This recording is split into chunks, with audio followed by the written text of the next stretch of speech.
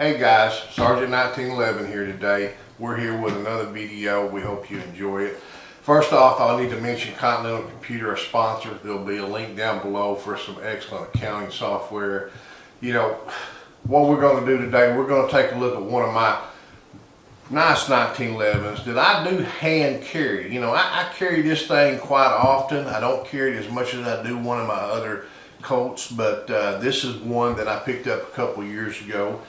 And I carry it. You'll notice that it's been used and abused a little bit. I carry an open top holster, so I have access to the weapon at all times.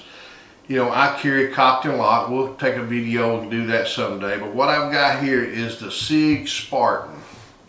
I'm going to turn it around just this side so you can get a little look at some of the, I guess, cosmetics, you would say, of the Sig Spartan. I'm going to say it wrong, but it says Molon Labe across the top of the slide here. You know, that's just supposed to be sexy with an attitude. I like it. I get an attitude sometimes. We got pistol grips down here with a Spartan helmet on it. Same thing, Molon Labe. You know, anybody's not seen the movie 300, you need to see it. It's a good action show. Everybody like it. But we're not advertising for Hollywood today. We're talking about 1911 pistols. This pistol right here is what I'm going to call perfect size, commander size. It's not a full size 5-inch barrel. It's got a full 4-inch barrel on it with a full size pistol grip. I've got serrations on the back of the gun, not the front of the gun. Is that going to matter? I don't think so. It's nice to have them on the front, but if we did that, we would have messed the cosmetics up on this handgun, and I'm sure part of the marketing was the actual logo on this thing. It is a Sig. It's a really nice 1911. It's got a nice pronounced beaver tail here on the back side of the handgun. It's got a nice flat safety. It is not ambidextrous, which is what I like. It does have just this one side. It does have a skeletonized hammer, and it does have a skeletonized trigger. The one thing I've come to learn about the Sig 1911s, out of the box, a Sig 1911, any of them, to me is an excellent 1911. They're consistently at a 4-pound trigger, not a 7-pound trigger. They're not a 2.5-pound trigger. They're consistent 4-pound triggers. They break nice, they break even. I don't think you could tell one 1911 Sig Sauer pistol from another when it comes to trigger.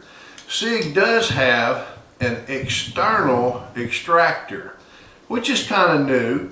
You know, most of them are internal. Sig's got an external. Does that make a difference? Just as long as the damn thing extracts, I don't care. It's got a big wide ejection port up here. It comes all the way over the top of the handgun, way over.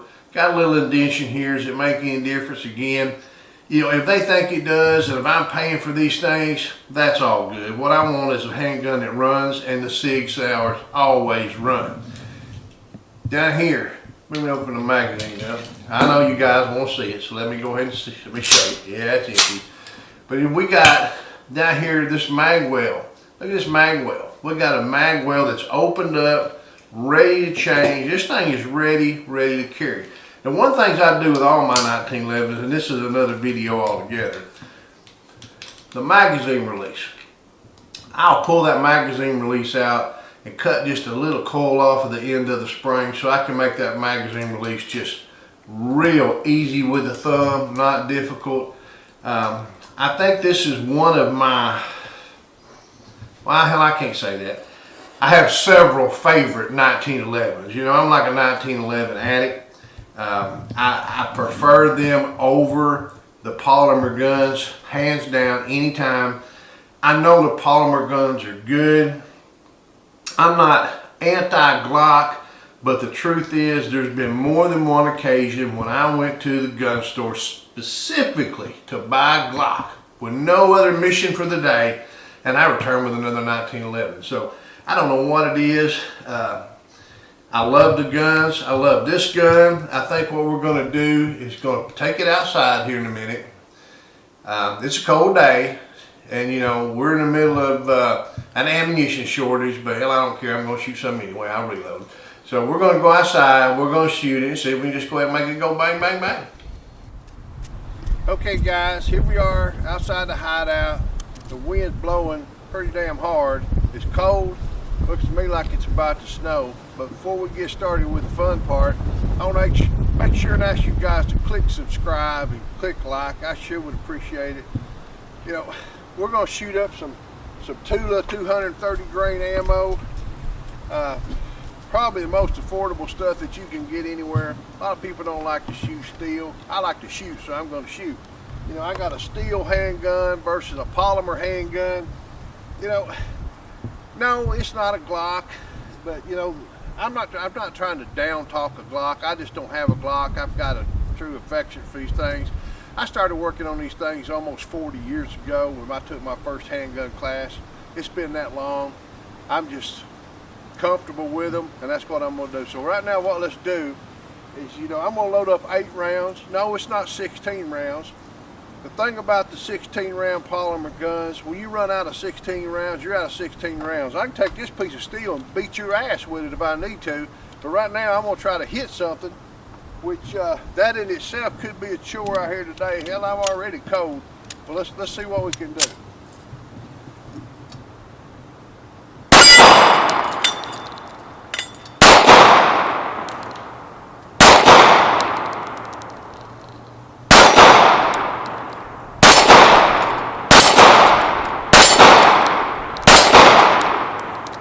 Well, I got a few of them. Let's load up again and try some more. Said I don't have fun shooting. I always have fun shooting. I don't care if you're shooting 22s, 44s, 30-06, anything you can get your hands on. You guys know I just have this affection for the 1911s.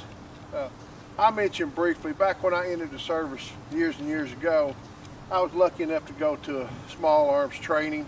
And what we did there was learn all about American weapons, small arms, and Soviet small arms.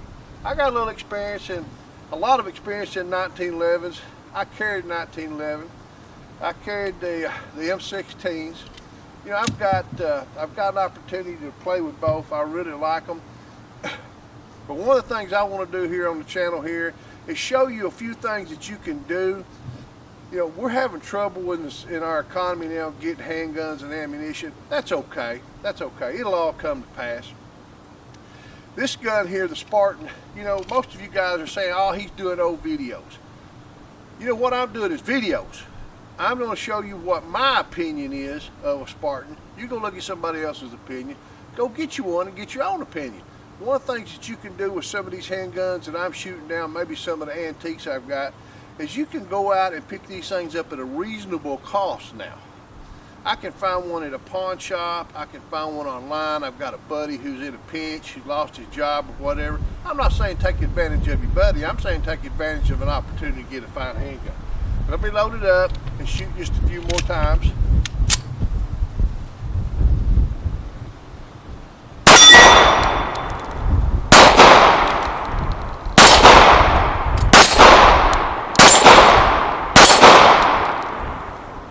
We got a few more hits. You guys can tell I'm not loading this thing up to 8. I'm only putting about 5 rounds at a time in it. Hands get a little cold. I don't like to shoot with gloves. A lot of people think it's cool to have shooting gloves. Man, I like to feel what I'm shooting. You know what I mean? You know, you don't go out and pick up your finest things and caress it with a pair of rough ass leather gloves. Man, you want to feel the beauty in these things, and that's what I'm doing with these 1911s. Let me shoot a few more rounds. I don't even know how many I put in. I've been sitting here running my pie hole. Shoot a few more.